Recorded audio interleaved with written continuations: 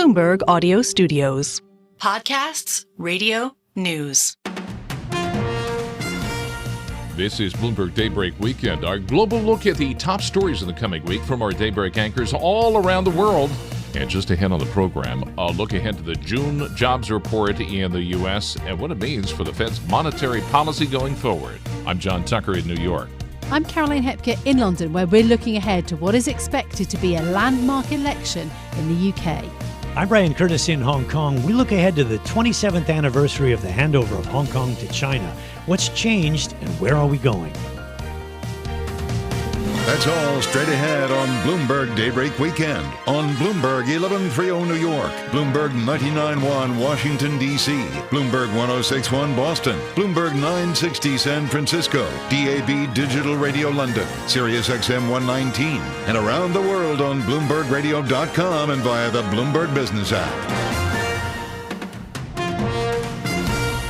Hi, everybody. I'm John Tucker, and we begin today's program with a look ahead to the June jobs report in the U.S. That date is going to be released next Friday at 8:30 a.m. Wall Street time. For more, we're joined by our Economic Roundtable. Let's bring in Michael McKee, Bloomberg International Economics and Policy Correspondent, and Ira Jersey, Bloomberg Intelligence Chief U.S. Interest Rate Strategist. So the next big data point, the payrolls, that's the other side of the Fed's policy mandate, because we already heard about inflation. So correct me if I'm wrong, guys. Inflation, the rate of inflation headed in the right direction. So what are we expecting from the jobs market, Mike McKee? We'll start with you. Well, we basically look at the jobs market as unchanged, or at least when I say we, I mean the consensus of economists surveyed by Bloomberg, as they like us to say. 188,000 is the forecast, which is roughly what the forecast was last month. Of course, we got a big surprise, came in at 272,000. Economists expect hiring to slow, but until it does, they're reluctant to predict it. So they still see essentially where we are is where we are. All right, so Ira, what does a slowing jobs market mean for rates? Just like it has been over the last couple of weeks when we've gotten the better inflation data, it probably means that that interest rates will continue to slowly come down, and eventually, once the Federal Reserve starts to actually cut interest rates, some of that rally in the Treasury market, so that means prices higher, yields lower, that it can accelerate a little bit, particularly in some of those shorter term maturities like 2-year Treasuries and 3-year Treasuries. So this Friday's data is going to be pretty important, from the overall kind of mosaic of the economic landscape. But I think what's really interesting about it is the fact that it's on a Friday in between the 4th of July and a weekend. So I know I'm not going to be here. But you guys will be around. Yeah. So I think one of the questions is how well staffed will trading desks be? So if we do get a number that's significantly away from consensus, like a big number like we had last month, or a much lower number, will we see additional volatility than you might expect otherwise? And I do suspect that we could wind up seeing like a crazy knee-jerk reaction one way or the other. Maybe over time that gets kind of taken back. But I suspect that there is the potential for very high volatility, not only in rates markets, but in just about every market around the world. Will you guys explain to me, what's the dividing line here? At some point, a slowing economy, that's not great for company profits. It depends on how companies manage their margins. What we're seeing in some cases is the slowdown may be affecting hiring. In other words, people not adding as many jobs. That's what's being expected. Of course, I just told you that we probably did. But we're expecting fewer people being hired, and jobless claims have gone up a little bit. So if the economy slows some, but you're cutting some of your expenses, and we saw in earnings reports in the first quarter that companies are looking for a lot of ways to manage their expenses, then margins can stay higher and profits can be still strong. So it's kind of hard to say at this point it's going to really hurt the investor going forward. When the Fed starts cutting rates, it should help investors. Okay, so it's political season, the silly season. So what does this mean for politics? And Ira, you're going to put on your politics hat right now and answer that question for me. Is it good for the administration, the current administration? Well, no, it's a slowing economy, I think in general would be bad for the current administration and the current party that's in power and incumbents in general. We have seen that But trend it means over that time. rates are coming down and lower rate of inflation and lower rates. That's good. Yeah, keep in mind, we've all been around for a very long time. So for those people who are, newer to the markets or meaningfully younger than us, I recall during the 1992 presidential election, George Bush kept on saying, "Oh, the economy's improving," which was true if you looked at the GDP data and industrial production and even the job market. But people didn't feel that way, and because people didn't feel that way, you wound up with George Bush losing to Bill Clinton, right? And something that was crazy after the Gulf War, given how popular George Bush was just a year before. So I suspect that part of what we look at with some of the data that we received, just this past week, we got the Michigan consumer confidence data that actually popped up a bit, but is still showing that people are less confident than they were, in 2021. So, and a big part of that, I think, is still this overhang of how high inflation was and the idea that we have politics being so poor, I think is reflective in a lot of the survey data, even though some of the, hard data, while it's slowing, is still pretty good, right? 188,000 jobs, if that were to be the steady state pace of the job market, would be fine. Yeah, that would be absolutely fine. Mike McKee, does the tone of the Fed, I feel, doesn't match the data that I've seen. Am I crazy? No, I mean, it depends on the data you're referring to. The tone of the Fed basically has been, looks all good, but let's make sure that it doesn't reverse. And so we're waiting for additional data to come in. But remember, they're also talking to CEOs and small business owners all the time. And they have a pretty good read on what the businesses in their districts are thinking they're going to do in terms of hiring, in terms of business, in terms of pricing. So they've got both sides of it covered there. And once they are a little more certain, which would probably be in another month or so, then they probably will look to cut interest rates, and you'll hear much more unanimity on that idea. Problem is, it takes a while. We have lags for rates to have an impact. In most cases, they would have more immediate impact on Wall Street, which exists to react. But for the American people, it's going to take a while before they really see lower mortgage rates or lower auto loan rates. So it would take a while to sink in. That's a little bit of a way around the answer, an answer to what you were asking about politics. Probably even if the Fed cut in September, people wouldn't be putting a lot on that by Election Day. Okay, I'll focus a little more on the mandate that Congress usually follows, but deficits, Ira Jersey. Can we focus on that? Because they do matter, and I don't hear too much rhetoric from the candidates on this front. When the government's competing for capital because it has high deficits, it takes away from the capital available for investment. That essentially drives up rates. Do I have that right? Generally speaking, yeah, additional supply should mean that rates would be higher than they would be otherwise. But the Treasury market is still the safest, most liquid market in the world. So, and is much more sensitive and remains much more sensitive to expectations for the Fed. So yes, so instead of maybe say a 1% decline in interest rates, if the Federal Reserve were to cut, maybe you only get like 0.95 basis points, right? You get 95 basis points instead of 100 basis points in terms of a rally in the rate market. So it's still what the Fed does matters the most for returns for Treasury investors. As far as deficits go, one of the issues right now, and to your point, is neither party seems very focused on being fiscally prudent and fiscally responsible. So there's not a lot of gain to be made politically in order to say, hey, we're going to cut the deficit by increasing taxes and cutting spending, right? Like neither party wants to do You're not going to get to any political points for being responsible. Yeah. Right. John's learned the first rule of politics. Okay, Mike McKee, I'm going to throw this one at you. The Fed's balance sheet, and Don't tune out, anybody, because this is not boring.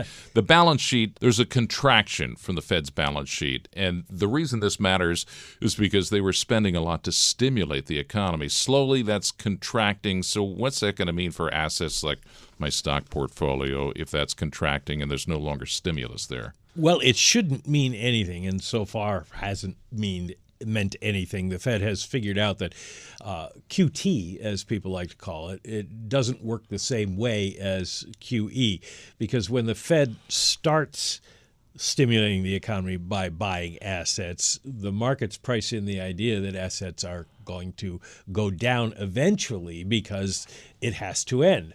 And so the QT process becomes an accepted part of the cycle, and it doesn't really move the market, move yields in the same way that it does on the way up. So the Fed's argument and the research has shown that you don't get much of a change because of QT. You can have a problem in the money markets if there is a shortage because the Fed is taking securities out of the market. There's a shortage of stuff to repo, and we had that problem in 2019.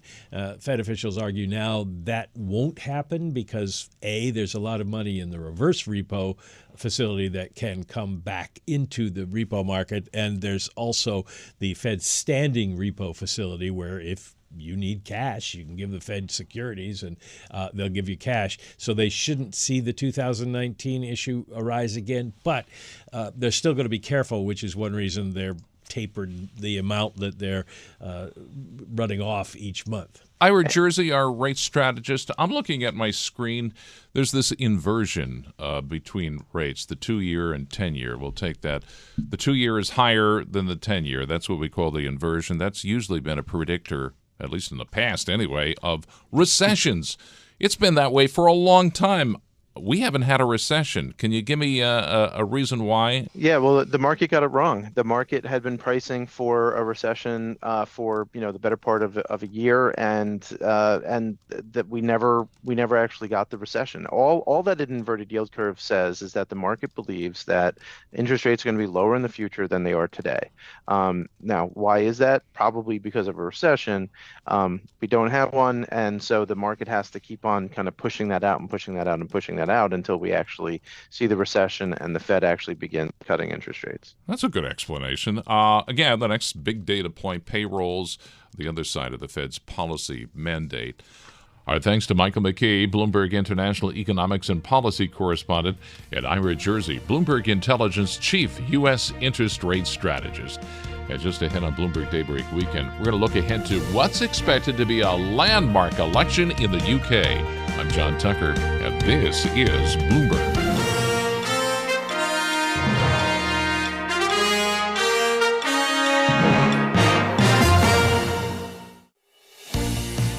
This is Bloomberg Daybreak Weekend, our global look ahead at the top stories for investors in the coming week. I'm John Tucker in New York. Up later in the program, we're going to look ahead to the anniversary of Hong Kong's handover to China and examine its current relationship with China.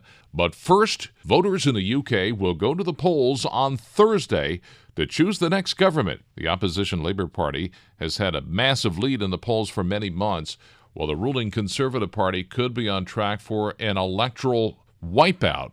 Regardless of who wins, the next government will face major economic challenges and fiscal constraints. And for more, let's go to London and bring in Bloomberg Daybreak Europe anchor Caroline Hepker. John, the UK has had 5 prime ministers in the past 8 years, and it looks likely it will be getting a 6th in the coming days. According to Bloomberg's poll of polls, the Labour Party has had a 20-point lead over the Conservatives for months now, and the election campaign hasn't done much to shift that advantage. Labour hasn't been in power in the UK since 2010, and some projections see a victory akin to that of Tony Blair's landslide election win in 1997. But the economic context this time is very different. Fiscal space is in short supply, and fears of a repeat of the market mayhem that engulfed the UK in 2022 under the then Prime Minister Liz Truss will prevent any big borrowing binge. Now, both the two main political parties claim that they are the party of business.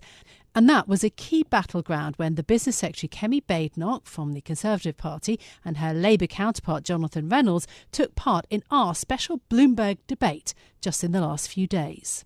The Labour manifesto, the Labour agenda, is what we call a pro-worker, pro-business agenda, and the agenda reflects that in its aggregate and total form. It's everything from a better business environment around changes to planning, to tax certainty, to how things like the skills system works. But we want that to deliver growth that every part of the UK and every person within it benefits from. And the employment framework the floor will rise, but frankly, the vast majority of businesses operating in the UK are operating to a higher standard than those sets of proposals.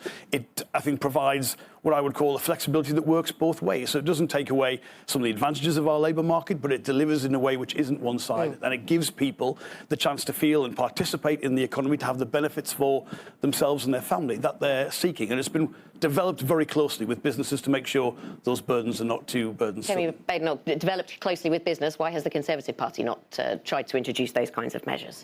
Because business doesn't want them. I think it is unbelievable that Jonathan would actually suggest that those employment regulations have been developed with business. Which business? Business is terrified of what Labour is selling.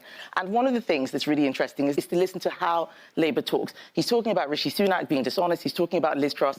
This is very personal. They have no diagnosis of the fundamental problems of this country. All they can see is the individuals in the government. There is no, and if you do not have a good diagnosis, you have no solutions.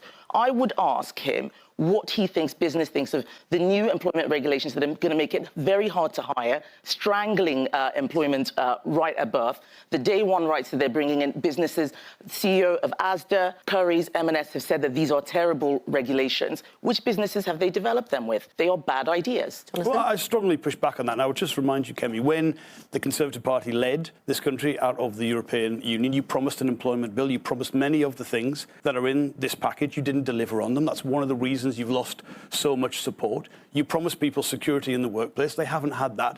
And I don't think anyone could look at the set of proposals being put forward by the Labour Party and say they are unreasonable. And the idea, by the way, there's some sort of continental labour market. These are specific things for the UK that will give people the chance to participate and feel a part and feel the benefits of a stronger economy, which in a way is still, without any question, a better business environment to operate in, and which, frankly, give people the kind of security, the kind of work you can raise and build your family around that everyone should be supporting in the UK. You should be terrified about surrendering your business, the economy, tax to Labour. Absolutely terrified. And the reason why I say that is because the problems in our economy are not to do with flexible working rights. We have some of the most flexible working rights in the world. That is a problem that is solved. We've brought in all sorts of things, working from home, bereavement leave, parental leave, shared parental leave. We have done a lot. The fact that they are fishing in this empty barrel for solutions shows that Labour have no idea what this economy needs. That was Kemi Badenoch, the current business secretary there, speaking to our colleague Anna Edwards in the TV and radio debate that took place at Bloomberg's European headquarters. So that gives you a flavour of how the two main parties are thinking about this campaign. Investors, interestingly, don't seem too worried about the risk of volatility from this election, partly down to the cautious policy proposals of the Labour Party and the Conservatives and the limited room for really big spending plans. Here's the view of Henrietta Packmar, who is head of global fixed income at Allspring Global Investments, on that point. So the UK government is likely to have issues, yes, absolutely. They're going to have to make some tough choices in terms of what they choose to fund and how they choose to fund it. So the markets are going to be watching them like hawks, and the long end is going to be the more volatile area there. So really interesting to see how they react. Do we get the same volatility as we had in the Truss sort of moment in 22? I do think one difference compared to that time is the technical environment is a little different given what we lived through in that period. So some of the leverage in the system isn't going to be quite as acute. That being said, I do think that the markets, and it's not just the UK, are going to look to keep a lid on spending generally at a sovereign basis. At the short end of the gilt curve, how many BOE cuts are you expecting this year? Our call has been that the BOE would come after the ECBs. So at this point, probably a couple of cuts from the UK. Starting in August? possibly in August, depending on the data that we get between now and then. We think that probably makes sense given the sort of inflation progress that the UK has made so far and the sort of growth prospects as well. That was Henrietta Packamar from Allspring Global Investments speaking to Bloomberg's Lizzie Burden. The economic outlook for the UK is improving. Inflation hit the Bank of England's target of 2% in the recent print. Bloomberg Economics is also expecting 2 interest rate cuts from the Bank of England this year and growth for 2024 of 0.8%. That would actually be an improvement on 2023. Business groups want the next government to tackle some of the longer-term issues facing the UK economy. Martha Lane Fox, president of the British Chambers of Commerce, told us recently of the massive skills shortage that is holding back growth for many businesses. We're not going to be able to make our businesses more competitive globally, but also just grow the economy, as every single politician has said ad nauseum in the last few weeks, if we don't make sure we've got the right talent to do it. And it's depressing that nearly 3/4 of our businesses are feeling anxious about skills in their business. And crucially, in my opinion, feeling anxious about 2 enormously important areas of skills development over the next decade: AI, digitization, and the green economy, where we're going to need people if we're going to build a modern, robust economy for 2030, 2040. What is the message to the next government then in terms of laying the groundwork for skills from here? Well, I think the first thing is to really recognise the issue. And when I first became president of the BCC 18 months ago, I come from the technology sector predominantly. I'm used to never having enough skills because you're always inventing stuff. You don't really have the right people. But I was so shocked by the skills issues across every sector, every bit of the country that I went to, whether it was hospitality, whether it was social care, whether it was advanced manufacturing, defence, whatever the area I was lucky enough to be understanding. So I think there are some things that are working. And one of the things that we run at the British Chambers are the local skills improvement plans. We run them on behalf of the government. They're great. They are a framework for businesses to sit down with a local set of both skills providers, universities, schools, other people that can help solve the issue, to map out what the local businesses need and what the local area can try and build capacity. And so there are things that work, and we really hope that any future government pays attention to that. We did a report called The Future of the Economy, and we looked particularly at people at work. There are loads and loads of policy ideas in there.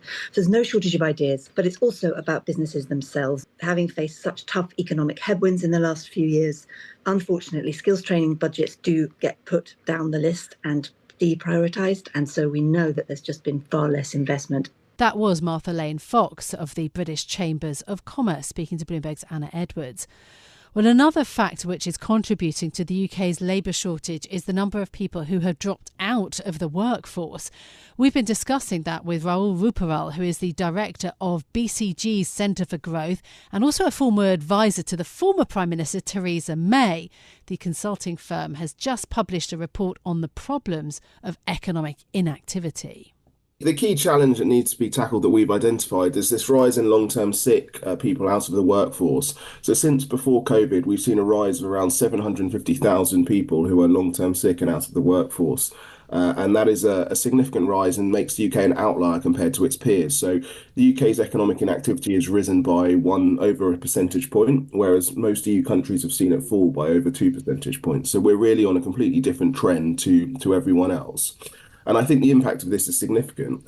We looked at the potential size of the prize in terms of both economic and fiscal gains if you reverse some of this rise. And it could free up over the next 5 years, over the course of the next parliament, between 35 billion and 57 billion in fiscal funds by reducing the number of benefits payments and improving the tax take.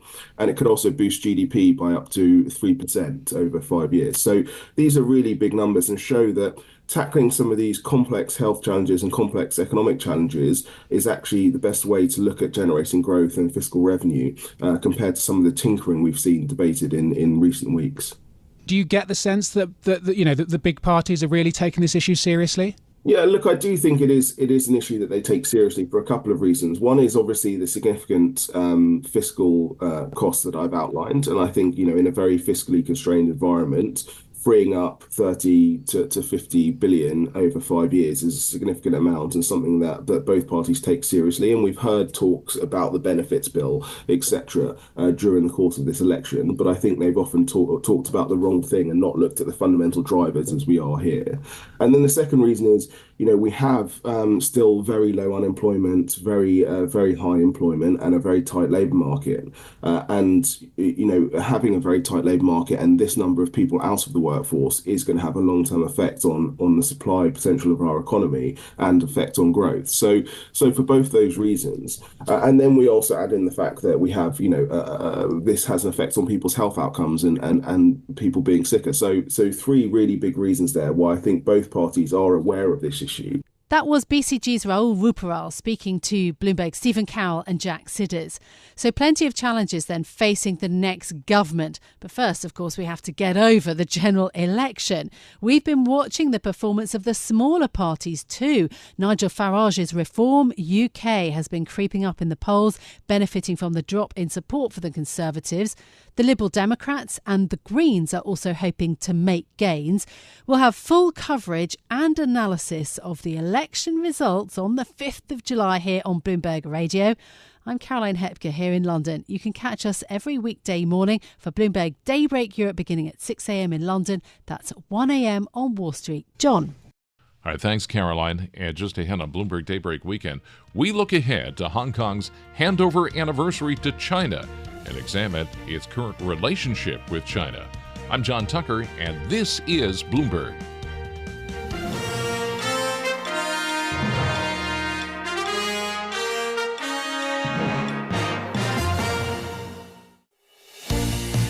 I'm John Tucker in New York with your global look ahead of the top stories for investors in the coming week. This coming July 1st marks the 27th year since the handover of Hong Kong to China from British colonial rule. Let's get to Bloomberg Daybreak Asia co-hosts Brian Curtis and Doug Krisner to talk about the changes the city has been through. John? The anniversary of the handover puts Hong Kong back in the global spotlight. Establishment Day, as it's called here, means different things to different people. Hong Kong's chief executive John Lee says the anniversary will be a day filled with joy. Now, that will be the case for many loyalists who see the return of Hong Kong as a key moment in China's rise. But for many others, it will be a day of frustration. Since the handover itself, in addition to celebration, July 1st had been a day of peaceful protest for promises not yet kept. It was a day when hundreds of thousands of people would march from Victoria Park to Central, calling for more democracy. But all that changed in 2020 when Beijing imposed a national security law. Since then, no large protests have been allowed. Meantime, Hong Kong has also faced challenges on the economic front, the pandemic, the protest, and U.S.-China tensions, all weakening the economy. The property and stock markets have seen aggressive declines. As an example, the Hang Seng is down 36% over the past 5 years, and the region has seen an exodus of local residents and foreign professionals. So joining us now for some insights on where Hong Kong is heading is Jenny Marsh, Bloomberg team leader for Greater China EcoGov, and Alan Wong, Bloomberg China EcoGov editor. So Jenny, let's start with you. Let's examine really what's changed here since the handover. Freedom of the press, the rule of law, the independence of the judiciary, and political opposition all have been severely diminished.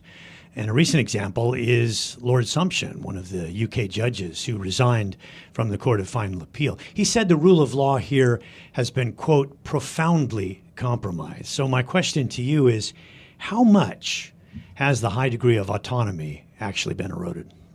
As you say, there's been many ways in which, China has made this huge push over the past 4 years to sort of really make sure that it has Hong Kong under control in all the ways that Xi Jinping thinks matter.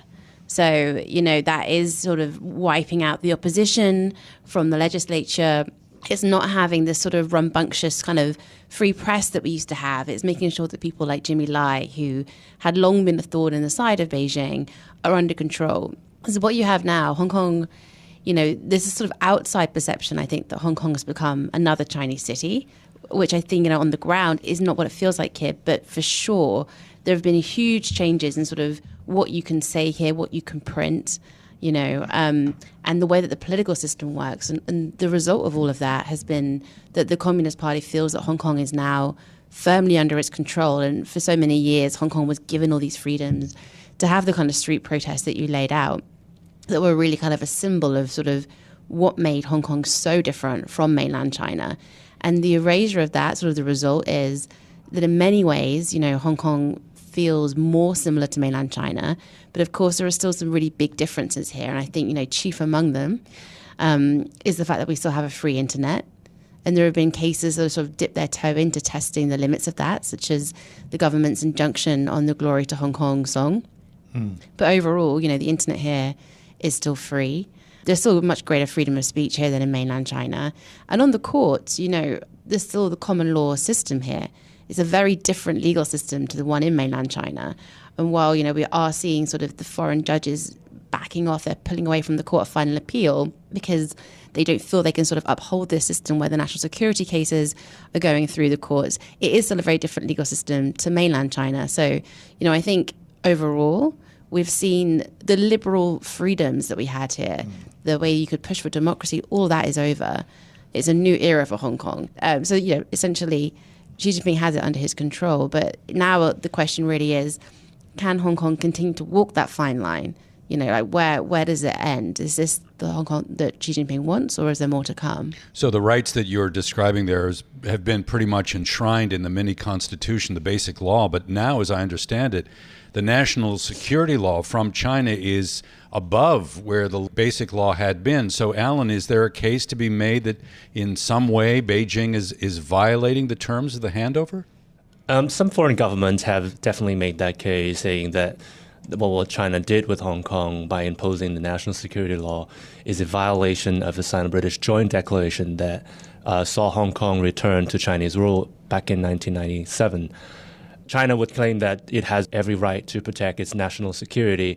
But I think for observers, what's important is that when they look at Hong Kong and see the headlines, they're seeing that the July 1st march has been curbed, and the annual June 4th commemoration of the Tiananmen Square massacre was also curbed. So those events were only allowed in Hong Kong, across China, and they for a long time was seen as a symbol of Hong Kong's freedoms, and that distinguish Hong Kong from the rest of China. So that is now gone, and so if you look at why they created this one country, two systems framework for Hong Kong's return to Chinese rule, those distinctions are being erased, and it's no wonder that people question if China's actions amount to a violation of the spirit, if not the letter of the initial design. The protesters were calling for that which was promised, as I mentioned earlier. And you wonder whether or not, what was the catalyst for China feeling as though that they had gone too far? And I'm also curious, Alan, whether or not you think that the U.S. and the U.K. and others actually hurt the political aspirations of Hong Kong protesters by being so supportive. I know that sounds funny, but some would make that claim. I think it's a legitimate claim, and some, a question that I'm sure historians will ask themselves going forward. The China and the Hong Kong authorities, they have now branded the 2019 protests as some sort of a color revolution, which generally means that people trying to topple the Communist Party. That would be a crime, in many places. But I mean, any reporter in Hong Kong covering those events could tell you that, people weren't out there. Most people weren't out there to try to overthrow the government. Most of them were responding to what they saw as police abuse in their enforcement action against protesters, as well as a demand for greater freedoms in electing their own leaders and lawmakers. Let's talk a little bit about the demographic shift. We have been alluding to the fact that there has been a bit of a brain drain happening, while at the same time, from what I am understanding, the World Bank is saying that Hong Kong has the world's lowest fertility rate, and nearly 30% of the population will be 65 or above by 2040. So, Jenny, is there kind of a crisis happening when you look at the demographics? Absolutely. It's not just Hong Kong. Hong Kong's sort of trend of this aging population is in line with what we're seeing in other parts of Asia. Japan, South Korea, and increasingly China having similar problems. But in Hong Kong, it is acute. And it hasn't been helped by the political problems of the past few years. There's been a big sort of exodus of talent overseas. The UK has this visa program now, which has seen, tens of thousands of Hong Kongers leave. Most of those are young people. Exactly the kind of people, from an economic point of view that you'd want to keep in the city. That's an issue for the Hong Kong government. At the same time, in terms of sort of overall population, we did see this big exodus during COVID and in the wake of the protests, and when the UK and other nations such as Canada opened up visa programs.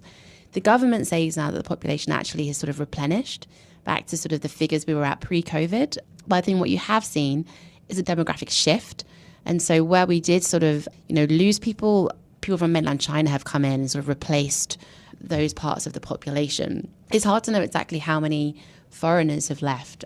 We don't have the latest census figures on that, which would tell us. But I think just anecdotally, when you look at some of the schools and like the private members clubs, it feels like those institutions which rely on expats are they're reporting fewer foreigners in their ranks. I think many people expect a lot of mainlanders to be coming here and perhaps to help on that front, to provide younger people here. You need only walk around Central and get in the elevators, and it seems like mostly what you hear is Mandarin these days.